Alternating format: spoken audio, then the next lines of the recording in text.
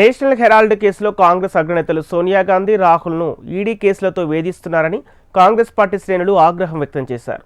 ఈ నేపథ్యంలో ఏఐసీసీ పిలుపు మేరకు టీపీసీసీ ఆధ్వర్యంలో నాంపల్లి గాంధీ భవన్ నుంచి బీజేపీ కార్యాలయం వరకు వెళ్లేందుకు సిద్ధమయ్యారు.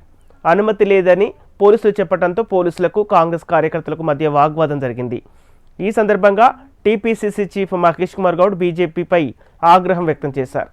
తాము శాంతియుతంగా ధర్నా చేస్తున్నామని, ఇప్పటికైనా ప్రధాని మోదీ తప్పు తెలుసుకొని గాంధీ కుటుంబానికి క్షమాపణ చెప్పాలని డిమాండ్ చేశారు.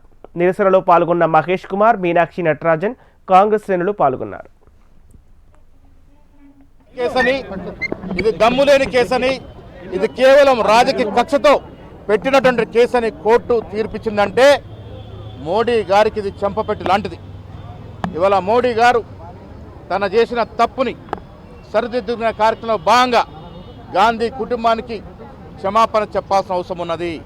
ఇలా దేశ ప్రజలకి వారు పెట్టిన తప్పుడు కేసుల మీద వివరణ ఇవ్వాల్సిన అవసరం ఉన్నది. 2014 నుంచి సోనియా గాంధీ వయసు కూడా చూడకుండా సోనియా గాంధీ గారిని, రాహుల్ గాంధీ గారిని, ప్రియాంక గాంధీ గారిని, యావత్ గాంధీ పరివారాన్ని 10 ఏళ్లుగా నానా ఇబ్బందులు గురి చేస్తూ ఉన్నారు. రాజకీయంగా ఎదుర్కొనే దమ్ము, ధైర్యము లేదు మోడీ గారికి.